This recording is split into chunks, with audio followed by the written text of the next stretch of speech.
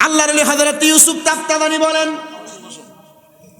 আমি এখন বুঝতে পারছি কেন তোমার বাবার কবরের মধ্যে আযাব হচ্ছে।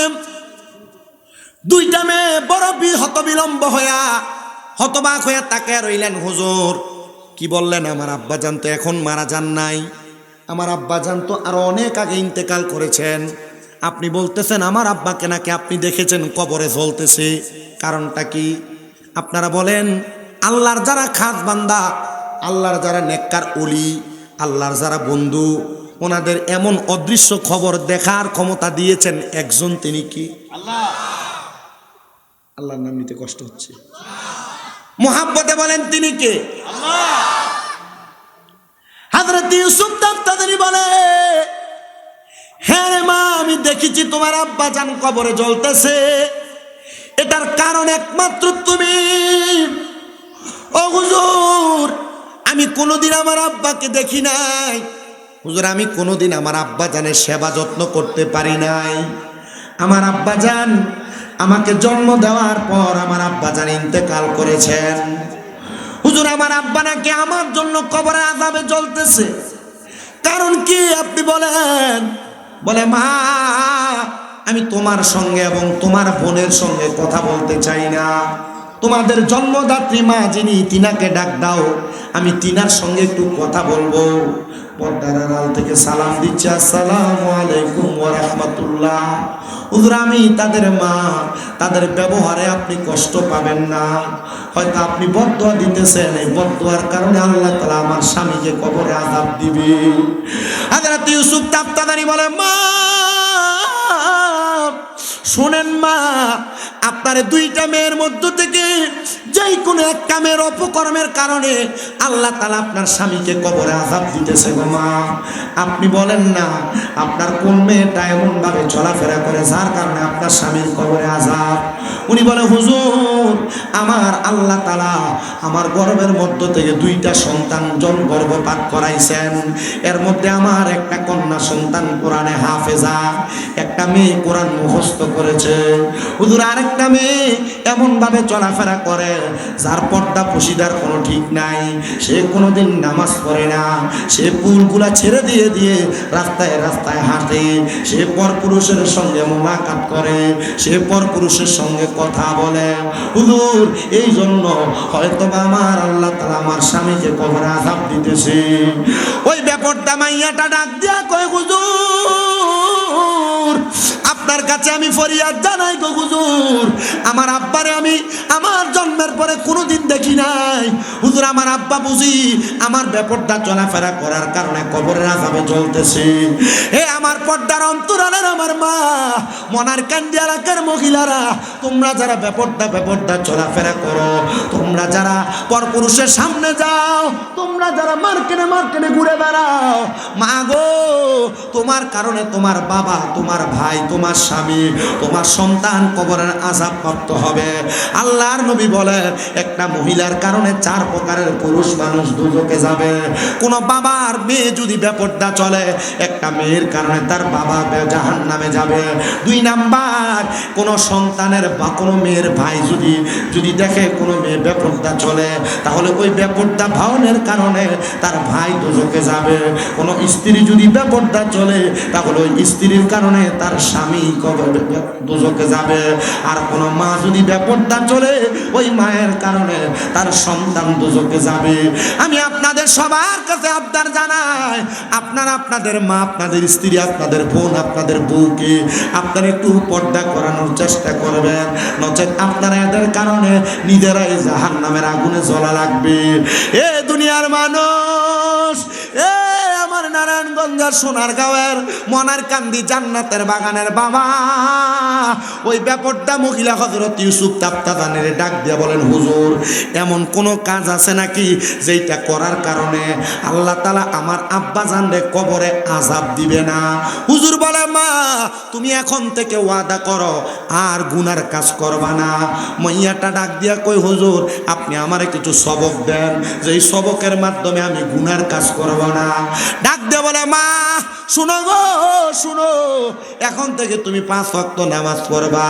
5 ওয়াক্ত নামাজ সহ পূর্বের জীবনে তুমি যত নামাজ ছেড়ে দিয়েছো তার জন্য তুমি আল্লাহ তাআলার দরবারে দোয়া করবা, ও আল্লাহ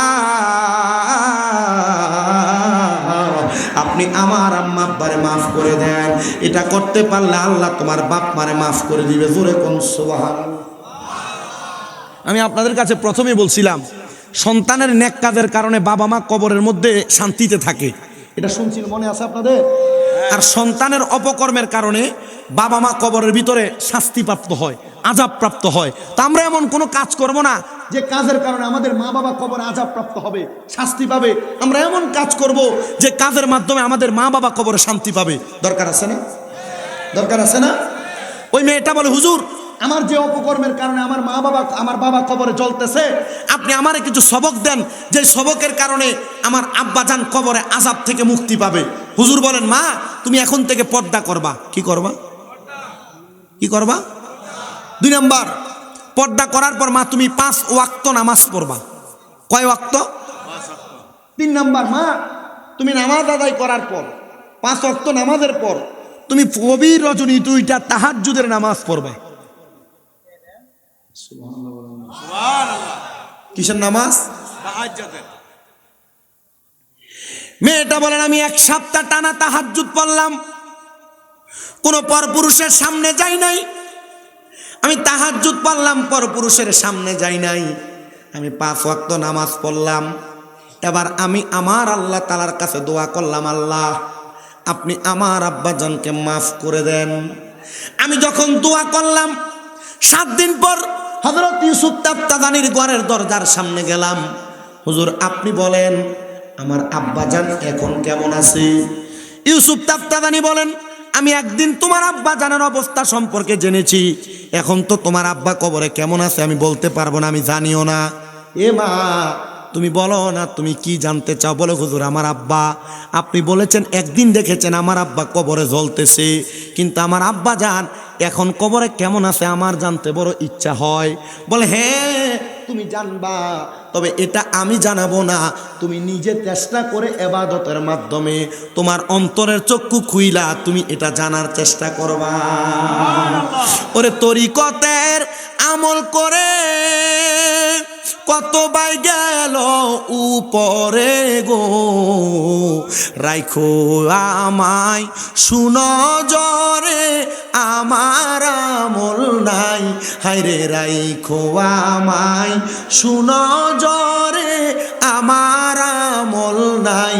মুর্শিদ চান হয় না যে বদনাম, মুর্শিদ চান হয় না যে বদনাম। আল্লাহ রাসূল পাইতে আমি বায়াত হইলাম, বলেন আল্লাহ রাসূল পাইতে আমি বায়াত হইলাম। মুর্শিদ চান হয় না যে বদনাম, মুর্শিদ চান হয় না যে বদনাম। বায়াত হয়েছেন কে কে? হাত তোলেন তো। অনেকেই তো বায়াত হয়েছেন, মারহাবা। মুরিদ হয়েছেন যারা যারা, মারহাবা। হাত নামান, হাত নামান। এই জন্য আল্লাহ রাসূল পাওয়ার জন্য আমরা মুরিদ হয়েছি।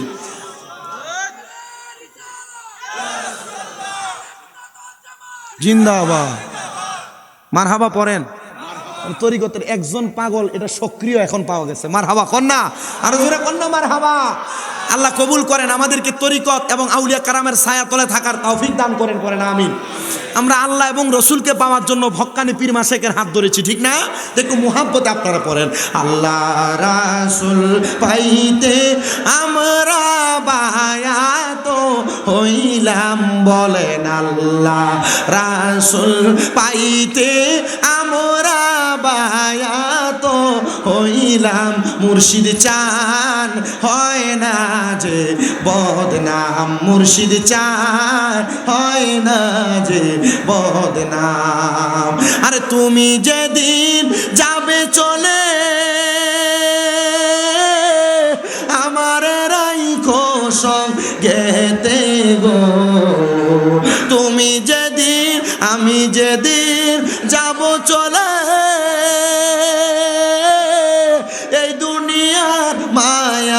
ছেড়ে গো রাইখো আমায় শুনো জরে আমার আমল নাই হায়রে রাইখো আমায় শুনো জরে আমার আমল নাই মুর্শিদ চান হয় না যে বদনাম মুর্শিদ চান হয় না যে বদনাম বলেন আল্লাহ রাসূল পাইতে আমি বায়াত হইলাম বলেন আল্লাহ রাসূল পাইতে আমরা মুরিদ হইলাম মুর্শিদ চান হয় না যে বদনাম একটা জবান বন্ধ রাখবেন না চিৎকার মেরে বলেন ইয়া বলি আল্লাহ ওই মেয়ে ডাক দিয়া কয় হুজুর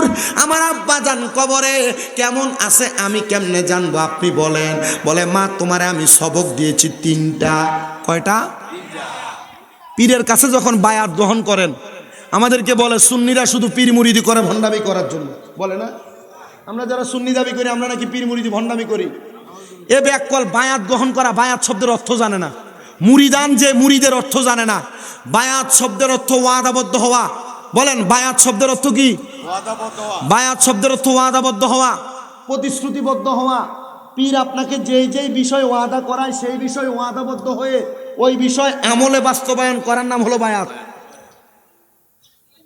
আপনারা যারা পীরের হাতে হাত ধরে বায়াত গ্রহণ করছেন আপনার পীর কি বলছে আপনি নামাজ পড়েন না কোন পীর কি বলে রোজা রাখো না কোন পীর কি বলে যে হজ যাকাত করো না কোন পীর কি বলে গাঞ্জা খাও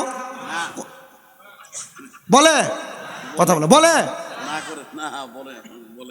দেখবেন ওয়াজ মাহফিলে আইসা কত সুন্দর করে বলতেছে সুন্নিরার খাজার দরবারে গাঁজা বেছে কিন্তু এই ব্যাকল জীবনে খাজার দরবারে যায় নাই আপনাদের দোয়ার বরকতে আমাকে আল্লাহ তাআলা অনেকবার খাজা গরিবে নওয়াজের দরবারে আমি 13 বার পর্যন্ত গুনছি এরপরে আর গনি নাই আমাকে অনেকবার আল্লাহ তাআলা খাজা গরিবে নওয়াজের দরবারে নিয়েছেন আমি খাজা গরিবে নওয়াজের দরবারে যে দেখছি গাঁজা দূরের কথা হিন্দুরা যে খাজা গরিবে নওয়াজের দরবারে দাঁড়ায় থাকে দৈনিক অনেক হিন্দুরা ইসলাম গ্রহণ করে খাজা গরিবে নওয়াজের দরবারে করতেছে তো তোমরা বিরোধিতা করো খাজা গরিবে নওয়াজ ওনার ঢঙ্কা ওইখানে চালাইতেছেন কথা বলেন না ঠিক না বেঠে এই জন্য আমরা যারা বায়াত গ্রহণ করি নাই যারা মুরিদ হই নাই আপনাদের সবার কাছে আবদার কোরআন সুন্নাহ যাচাই করে কোরআন এবং হাদিসকে বোঝার জন্য আল্লাহ এবং তার রাসূলকে পাওয়ার জন্য আপনারা বায়াত গ্রহণ করেন যেই পীর আপনার পছন্দ হয় ওই পীরের হাত ধরেন হুজুর হক্কানি পীর কোনটা এটা তো চিনি না ইবনে মাজাহ শরীফের 303 নম্বর পৃষ্ঠায় আল্লাহর নবী হক্কানি পীর চিনার উপায় চিনায়া দেয় নবীজি কেমনে চিনবো বলতে ইজা রু উযুকিরাল্লাহু আযজা ওয়া জাল্লা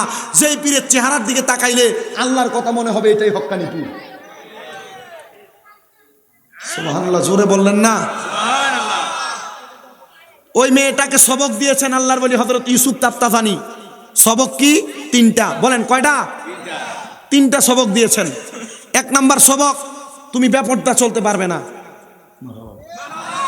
1 নাম্বার সবক কি চলতে পারবে না আর এখনের মহিলারা কি পর্দায় চলে না বেপরদায় বেডি পাতলা কাপড় না পরলে বেডির বিয়েতেই যাবে না কথা কয় না কেন পাতলা কাপড় না পরলে গায়ে হলুদেই যাবে না পাতলা কাপড় আর টাইট ফিটিং বোরকা না হইলে বাবার বাড়িতে যাবে না ঈদের সময় পাতলা পাতলা চিরা চিরা কাপড় না হইলে পেট দেখা যায় এমন কাপড় না হইলে আর ঈদে হয় না কথা বলেন না কেন আমি আমার মা বোনদেরকে বলবো আমি চাই না নারায়ণগঞ্জের সোনারগাঁয়ের মনারকান্দির কোনো মহিলা দুজকে যাক ও আম্মু আমি চাই আপনারা সবাই জান্নাতে যান মা জান্নাতে যাইতে হইলে বেপরদা চলা যাবে না টাইট ফিটিং জামা পরা যাবে না আপনার পেট দেখে কাপড় পরা যাবে না স্বামীর সঙ্গে খারাপ আচরণ করা যাবে না অনেক মহিলারা স্বামীর সঙ্গে খারাপ আচরণ আর বেপরদা পেট দেখে থাকা বেপরদা টাইট ফিটিং জামা পরে চলা এটার কারণে দোজকে যাবে সোনার বাংলাদেশে কত পুরুষ মানুষ মায়া কান্না করে শুধু তার স্ত্রীর খারাপ ব্যবহারের কারণে যে মহিলারা স্বামীর সাথে গলা উঁচা করে কথা বলে রাহমাতুল্লিল আলামিন নবীজি ঘোষণা করছেন দুনিয়াতে যেই ঘরের মধ্যে দেখবা স্বামীর গলার আওয়াজের চাইতে মহিলার গলার আওয়াজ বেশি তাহলে মনে করব ওই ঘরটা দুচোখ যদি দেখতে চাও ওই ঘরের দিকে তাকাও তাহলে যেই ঘরে মহিলার গলার আওয়াজ বেশি স্বামীর কথা চলে না স্ত্রীর কথাই বেশি চলে তাহলে দুচোখ দেখতে হলে আমরা কোথায় দেখব ওই ঘরের দিকে দেখব আল্লাহ আমাদেরকে বোঝার তৌফিক দান করেন মেয়েকে সবক দিলেন কয়টা 1 নাম্বার সবক পর্দা করা, 2 নাম্বার সবক 5 ওয়াক্ত নামাজ পড়া, 3 নাম্বার সবক তাহাজ্জুদ পড়া। হযরত ইউসুফ তাবতাদানি বলেন, আমি মেয়েটাকে বললাম, এ মা, আপনি আজকে থেকে তাহাজ্জুদ নামাজ পড়েন, আল্লাহ তাআলার দরবারে কান্না করে করে আপনি বলবেন, আল্লাহ, আমার আব্বা জান কবরে কেমন আছে, আপনি একবার আমারে দেখার সুযোগ করে দেন। মেয়েটা বলে, দুনিয়ার মানুষ, আমি আমার হুজুরের সবক মোতাবেক আমি আবার তাহাজ্জুদের নামাজ পড়তে লাগলাম। আমি 1 দিন 2 দিন করে তাহাজ্জুদ নামাজ যখন পড়লাম, 3য় দিন যখন আমি তাহাজ্জুদ নামাজের নিয়ত করলাম, তাহাজ্জুদ নামাজের নিয়ত করার সাথে সাথে আমি 2 রাকাত করে 4 রাকাত, 3 4 12 রাকাত নামাজ আমি পড়লাম। নামাজ পড়ার পরে আমি হঠাৎ করে আবার নামাজটা শেষ করে সেজদায় গিয়ে আমার আব্বার জন্য কান্না করতে লাগলাম। আল্লাহ গো, আমি আমার আব্বা জানকে কোনোদিন দেখি নাই, আপনি আমার তাহাজ্জুদ নামাজের ওসিলায় আমার আব্বা জানকে মাফ করে দেন। মেয়েটা বলে, আমি কান্না করতে করতে নামাজের মুসল্লার মধ্যে বেহুশ হয়ে গেলাম। হঠাৎ করে আমি দেখলাম গো, আমার আব্বা জান সাদা রঙের পোশাক পরা, সুন্দর জামা কাপড় পরা, আর আমার আব্বা জানের ডাইনে ভাবে সামনে পেছনে জান্নাতি হুর গিলমানরা হাঁটতেছে। আমি প্রশ্ন করলাম, কে? উনি বলে, ও আমার কলিজার টুকরা কন্যা সন্তান, আমি বললাম, তোমার জন্মদাতা বাবা। ও বাবা, আপনি তো জাহান্নামের আগুনে জ্বলার কথা, আপনার শরীর বড় সুন্দর, বড় সুন্দর, কারণটা কি? কেন আপনার শরীর এত সুন্দর আর মায়াবী দেখা যায়? মেয়েটার বাবা ডাক দিয়া কয়, মা, কেন এত সুন্দর দেখা যায় জানো? তুমি কন্যা সন্তান, যেই দিন বলেছ আর ব্যাপারটা চলবে না, যেই দিন থেকে 5 ওয়াক্ত নামাজ পড়া শুরু করে দিয়েছো, আর যেই দিন থেকে নামাজ আদায় করার পরে তাহাজ্জুদ নামাজ পড়ে তুমি আমি আব্বার জন্য দোয়া করতেছ, আমার আল্লাহ তাআলা তুমি কন্যা সন্তানের দোয়ার বরকতে আমি আব্বার কবর নাজাতের ফয়সালা করে দিয়েছে। জবান খুলে জোরে জোরে পড়েন না সুবহানাল্লাহ। আরে জান্নাতের চাবি আমার মা গো, জান্নাতের চাবি আমার মা। ওরে মা, যার বেঁচে নাই তার মতো দুঃখী নাই, মা যার বেঁচে নাই তার মতো দুঃখী নাই, খালা ফুফু মায়ের মতো না, চাচা জেডি চাচি জেডি মায়ের মতো না। জান্নাতের চাবি আমার মা, জান্নাতের চাবি আমার মা, গো জান্নাতের চাবি আমার মা। ওরে মা, যার বেঁচে নাই তার মতো দুঃখী নাই, মা যার বেঁচে নাই তার মতো দুঃখী নাই, খালা ফুফু মায়ের মতো না, গো জান্নাতের চাবি আমার মা, জান্নাতের চাবি আমার মা, গো জান্নাতের চাবি আমার মা। সবাই মোহাম্মতে তাকবীর দেন, নারে তাকবীর, আল্লাহু আকবার, নারে রিসালাত, নারে গাউসিয়া, আহলে সুন্নাত ওয়াল জামাত জিন্দাবাদ। আল্লামা পীর মুফতি গিয়াসউদ্দিন আত-তাহেরী সাহেবের আগমন, মনার কান্দির পক্ষ থেকে, মনার কান্দির পক্ষ থেকে নারে তাকবীর, নারে রিসালাত। আল্লামা পীর মুফতি গিয়াসউদ্দিন আত-তাহেরী সাহেবের আগমন, নারায়ণগঞ্জবাসীর পক্ষ থেকে সোনারগাঁওবাসীর পক্ষ থেকে, মনারকান্দির পক্ষ থেকে সবাই জুড়ে বলি মারহাবা, মোহাব্বতের আওয়াজে বলি মারহাবা।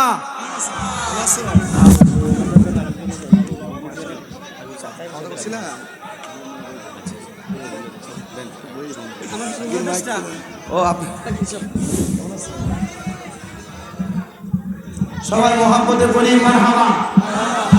আমরা দেখতে পাচ্ছি আজকে মহানগরী গাউসুল্লাহ গ্রামে মসজিদ প্রাঙ্গণে ৯তম বার্ষিক ঈদ মিলাদ নবী সাল্লাল্লাহু আলাইহি ওয়াসাল্লাম মাহফিলের যিনি সম্মানিত প্রধান আকর্ষণ ওয়াজির দরবার শরীফের পীর সাহেব, দাওয়াত ইমানি বাংলাদেশের সম্মানিত চেয়ারম্যান, আন্তর্জাতিক সম্পূর্ণ ইসলামী আলোচক বীর মুফতি গিয়াসউদ্দিন আল-কাহিনী সাহেব, উনি এসে উপস্থিত হয়েছেন। সবাই জুড়ে বলি আলহামদুলিল্লাহ। আমি আপনাদের কাছে যতটুকু বয়ান করেছি ততটুকু বয়ানের ধারাবাহিকতা এতটুকু বুঝে নেন। একটা সন্তান তার নেক আমলের মাধ্যমে তার বাবাকে জান্নাতি বানাইতে পারছেন, পারেন কি পারেন না?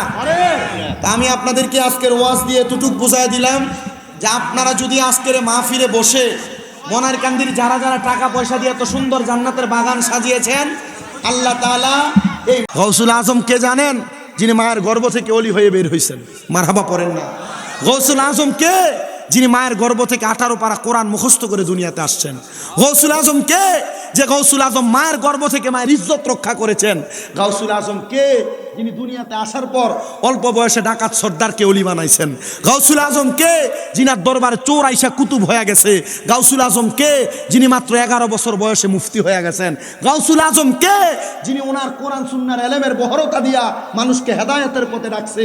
আজকে সেই গাউসুল আজম মসজিদের মাঠে মাহফিল। আল্লাহ তাআলা এই গাউসুল আজমের নুরানি নেক নজর, নুরানি সোহবত আমাদেরকে দান করেন, পড়েন আমিন। সে গাউসুল আজমের শান একটা শানে মানকাবাতে গাউসুল আজম পড়েন আমার সাথে। ওলিদের ওলি যিনি গাউসুল আজম জিলানী, ওলিদের ওলি যিনি গাউসুল আজম জিলানী, বাগদাদে জন্ম কুতুবে রাব্বানী, বলেন বাগদাদে জন্ম কুতুবে। আপনাদেরকে আল্লাহর ওলির শান পড়তে অসুবিধা হয়? একটা হাদিস শরীফ শোনাই, জিক্রুল আম্বিয়া মিনাল ইবাদাতি ওয়া জিক্রুস সলিহিনা কাফারা। মারহাবা পড়েন। নবীদের নামের জিকির করলে, নবীদের নাম মুখ দিয়ে বললে ইবাদত হয়। কি হয়? ওয়া জিক্রুস সলিহিনা কাফারা। আর ওলিদের নামের জিকির করলে, ওলিদের নাম মুখ দিয়ে বের করলে আগে যে গুনাহ করছেন এই গুনাহ মাফ হয়। আমরা তো গাউসুল আজম একজন আল্লাহর খাস ওলি, যিনি ওলিদেরও ওলি, তিনার শান পড়ছি। আল্লাহ আমাদের গুনাহ মাফ করবে মোহাব্বতে। ওলিদের ওলি যিনি গাউসুল আজম জিলানী, ওলিদের ওলি যিনি গাউসুল আজম জিলানী, বাগদাদে জন্ম কুতুবে রাব্বানী, বলেন বাগদাদে জন্ম কুতুবে নি, বলেন বংশ তোমার হাসান হুসাইনি, তুমি গাউসে মা ফাতেমার নয়নের মনি, বলেন বংশ তোমার হাসান হুসাইনি, তুমি গাউসে মা ফাতেমার নয়নের মনি, দয়ার নজর দাও গো আমায় ও গো গাউসে সামদানি, দয়ার নজর দাও গো আমায় ও গো গাউসে সামদানি, বাগদাদে জন্ম কুতুবে রাব্বানী, গাউসে বাগদাদে জন্ম কুতুবে রাব্বানী, বলেন ওলিদের ওলি যিনি গাউসুল আজম জিলানী, ওলিদের ওলি যিনি গাউসুল আজম জিলানী, বাগদাদে জন্ম কুতুবে রাব্বানী, গাউসে বাগদাদে জন্ম কুতুবে রাব্বানী, হায়রে তোমার কাঁধে নবীজির কদম, সব ওলিদের কাঁধে তুমি গাউসের কদম, বলেন তোমার কাঁধে নবীজির কদম, সব ওলিদের কাঁধে তুমি গাউসের কদম, মুর্দা কলব জিন্দা করো ও গো গাউসে মুর্দা কলব ও গো গাউসে সামদানি বাগদাদে জন্ম কুতুবে রাব্বানি গাউসে বাগদাদে জন্ম কুতুবে মোহাব্বতের আওয়াজে পড়ে নিয়া বলি আল্লাহ। আমার বাবাজিরা, আমি আপনাদেরকে যে আল্লাহর খাস নেককার বান্দার কথা আমি আপনাদেরকে শোনাইতেছিলাম, ওনার নাম হলো হযরতে ইউসুফ তাফতাজানি রহমতুল্লাহ আলাইহি। তিনি বলেন, আমি প্রত্যেক দিন ফজরের নামাজ আদায় করার পরে নামাজের মুসল্লার মধ্যে বসে থাকতাম এবং নামাজের মুসল্লার মধ্য থেকে আমি সূর্য উদয় হওয়ার পরে 2 রাকাত নামাজ আদায় করতাম, দুহারের চাষকের নামাজ। ওই নামাজ আদায় করে আমি আমার আল্লাহ তাআলার দরবারে দোয়া করতাম, আল্লাহ আমার দ্বারা যেন কোনো মানুষের ক্ষতি না হয়, আমার দ্বারা যেন কোনো মানুষের ক্ষতি না হয়। হযরত ইউসুফ তাফতাজানি বলেন, ও দুনিয়ার মানুষ, প্রত্যেক দিনের নেই আমি বৃহস্পতিবার জুমার নামাজের আগের রাত্রবেলার আগের সকালবেলা আমি আমার আল্লাহ তাআলার দরবারে 2 রাকাত নামাজ আদায় করার জন্য ফজরের নামাজ পড়ে নামাজের মুসল্লার মধ্যে অপেক্ষা করতে লাগলাম। কিন্তু এমন টাইমে আমার চোখের মধ্যে বড় ঘুম ঘুম ভাব চলে আসছে। আমি নামাজের মুসল্লার মধ্যে সেজদাটা ফালায়া আমি ঘুমাইতে লাগলাম। হঠাৎ করে আমি দেখলাম আমার চোখের সামনে আল্লাহর একজন বান্দাকে দেখা যায়, যার নাভি থেকে মাথা পর্যন্ত বড় সুন্দর জামা কাপড় পোশাকওয়ালা, কিন্তু তার নাভি থেকে পায়ের পাতা পর্যন্ত আগুন ধাউ ধাউ করে জ্বলতেছে। আমি অবাক হয়ে গেলাম, কেমন একটা ব্যক্তি যার শরীরের অর্ধেক অংশ ভালো দেখা যায় আর অর্ধেক অংশ আগুন ধাউ ধাউ ধাউ ধাউ করে জ্বলতেছে। আমি তারা প্রশ্ন করলাম, এ আল্লাহর বান্দা, তুমি কেমন মানুষ গো? তোমার নাভি থেকে মাথার তালু পর্যন্ত বড় সুন্দর বড় ভালো দেখা যায়, কিন্তু তোমার নাভি থেকে পায়ের তালু পর্যন্ত কেন জ্বলতেছে আর আগুন ধাউ ধাউ ধাউ ধাউ করতেছে? হযরত ইউসুফ তাফতাজানি বলে, ও দুনিয়ার মানুষ, আমি যখন তার প্রশ্ন করলাম সে আমার উত্তর দেয়, এই ইউসুফ তাফতাজানি, এটার অন্য কোনো কারণ না, এটার কারণ হলো আমার একটা মেয়ে, যেই মেয়েটা জাহান্নামী মেয়ে, যেই মেয়েটা বেপরদা চলেছে, যেই মেয়েটার কারণে আমার অর্ধেক শরীর আগুনে জ্বলতেছে। ইউসুফ তাফতাজানি বলে, ও ভাই, তুমি বলো না তোমার বাড়ি কোন জায়গায়? বলে, যেই জায়গার মধ্যে তুমি নামাজ আদায় করো ওই জায়গা থেকে সামান্য পূর্ব অঞ্চলের মধ্যে নদীর কিনারার মধ্যে আমার বাড়ি। তুমি যদি পারো আমার জন্য একটু মাগফিরাত কামনা করাও, না জানি আমাদের সন্তানের মাগফিরাত কামনায় আমার জন্য আল্লাহ তাআলা কবরের আযাব মাফ করে দেয়। হযরত ইউসুফ তাফতাজানি বলে, আমি খোঁজ করতে লাগলাম এমন কোন ব্যক্তি যার স্ত্রী ফালায়া 2টা কন্যা সন্তান ফালায়া ইন্তেকাল করেছে, নদীর কিনারার মধ্যে বাড়ি। হযরত ইউসুফ তাফতাজানি বলেন, আমি তালাশ করতে করতে পুরা নদীর কিনারা তালাশ করলাম। হঠাৎ করে দেখলাম একটা ঘর দেখা যায়, যেই ঘরটার দরজাটা একবারে বন্ধ করা। আমি ঘরের দরজার সামনে যে তালাশ করলাম, আসসালামু আলাইকুম ওয়া রাহমাতুল্লাহ, কেউ আমার সালামের জবাব দেয় না। আমি দ্বিতীয়বার সালাম প্রদান করলাম, আসসালামু আলাইকুম ওয়া রাহমাতুল্লাহ, কেউ আমার সালামের জবাব দেয় না। আমি তৃতীয়বার সালাম প্রদান করলাম। এ মনের কান্দি জান্নাতের বাগান মাহফিলের আমার বাবাজিরা, এখান থেকে আল্লাহর হাবিবের একটা হাদিসে মুবারাকা কোট করে সুন্নতের আমল শিখে যান। কোন মানুষের ঘরের দরজার সামনে যাইয়া আপনি সর্বপ্রথম একবার সালাম দিবেন, আপনি কিছুক্ষণ পর্যন্ত অপেক্ষা করবেন, দ্বিতীয়বার সালাম প্রদান করবেন, কিছুক্ষণ অপেক্ষা করবেন, তৃতীয়বার সালাম প্রদান করবেন। আপনি অপেক্ষা করার পর যদি দেখেন আপনার জন্য দরজা খুলতেছে না, আপনি আর তার ঘরে প্রবেশ করবেন না। 3বার সালামের জবাব না পাইলে আপনি তার ঘর থেকে আবার বের হয়ে চলে যাবেন অথবা ঘরের দরজার থেকে ফিরে যাবেন। আল্লাহর নবী বলেন, দুনিয়ার জমিনের মধ্যে কোনো মানুষ যদি কোনো মানুষের ঘরের মধ্যে অনুমতিবিহীন প্রবেশ করে, ওই ঘরের সকল ফেরেশতারা অনুমতিবিহীন প্রবেশ করার কারণে ওই ব্যক্তিকে বদদুয়া দেয়, ওই ব্যক্তির উপর লানত দেয়। তার মানে সালাম দেওয়া ছাড়া, সালামের জবাব পাওয়া ছাড়া কারোর ঘরে প্রবেশ করা। কথা বলো না, কারোর ঘরে সালামের দেওয়ার পর জবাব না আসলে ঘরে প্রবেশ করা। কিন্তু আল্লাহর নবীজির ঘোষণা, কোন স্বামী যদি তার স্ত্রীর ঘরে প্রবেশ করেন, কার ঘরে? স্বামী যদি স্ত্রীর ঘরে, স্ত্রী যদি স্বামীর ঘরের মধ্যে প্রবেশ করে, ওই স্বামী সালাম প্রদান করবে, অনুমতির অপেক্ষা করবে না, ডাইরেক্ট স্ত্রীর ঘরে প্রবেশ করতে পারবে। নচেত কোনো সন্তান তার মার ঘরে প্রবেশ করার সময় সালাম দিবে, অনুমতি না পাইলে সন্তান তার মায়ের ঘরেও প্রবেশ করার অনুমতি নাই। বেশি উপরের ক্লাসে পড়া লাগবে না, মাদ্রাসার ক্লাস 9-এর হাদিসের কিতাবের বাবু সালাম অধ্যায়ে হাদিসগুলো লিপিবদ্ধ করা।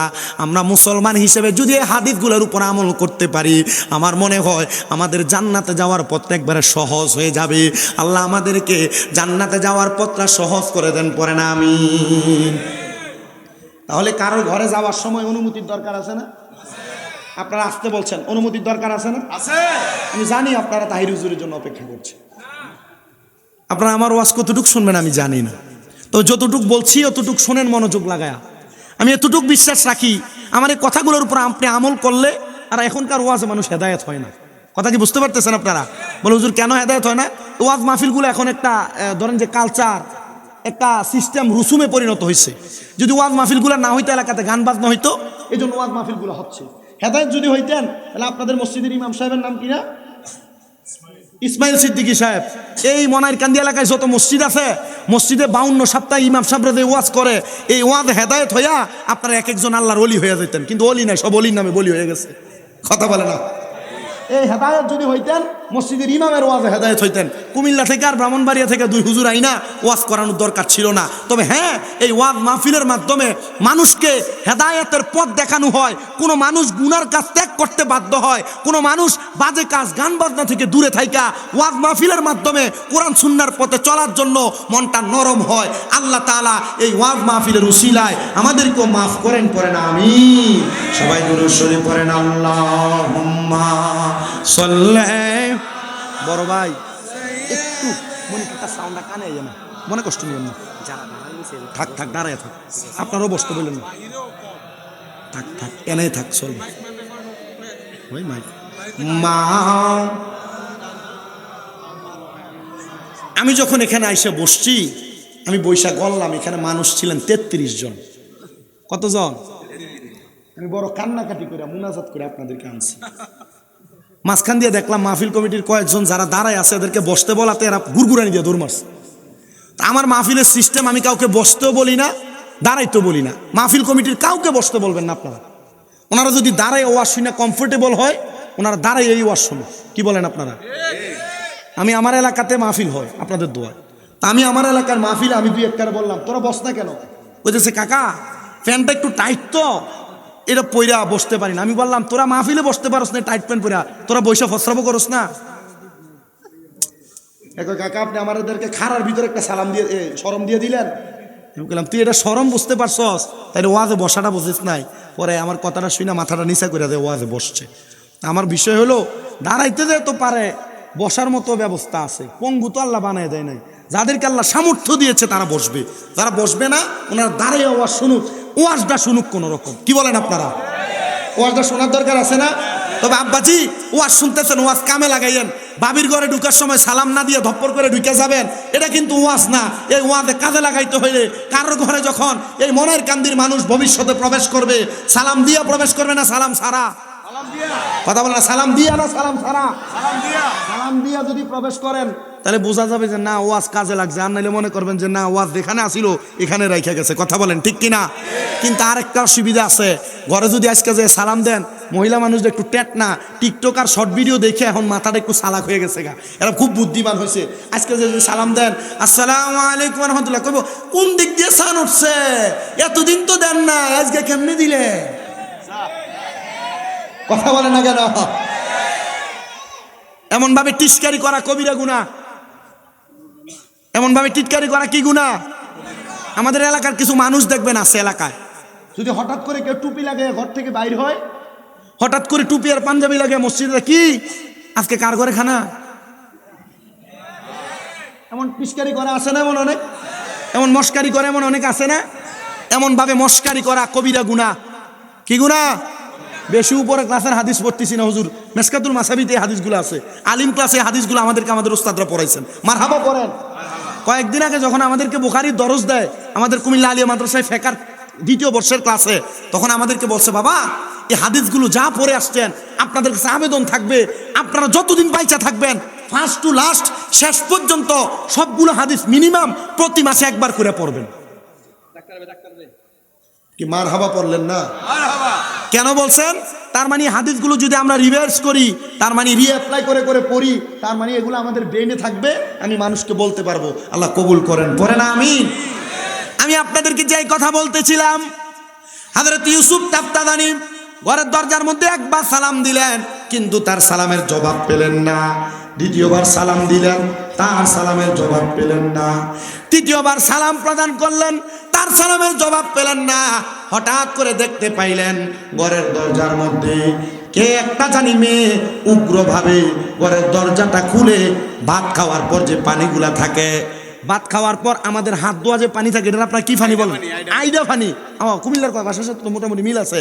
ভাত খাওয়ার পর যে আইডা পানি আছে, ওই আইডা পানি একটা বোলের মধ্যে করে হযরত ইউসুফ তাফতাদানি বলে, ওই মেয়েটা আমার শরীরের মধ্যে এভাবে ফিক্কা মারছেন, এভাবে মেলা মারছেন।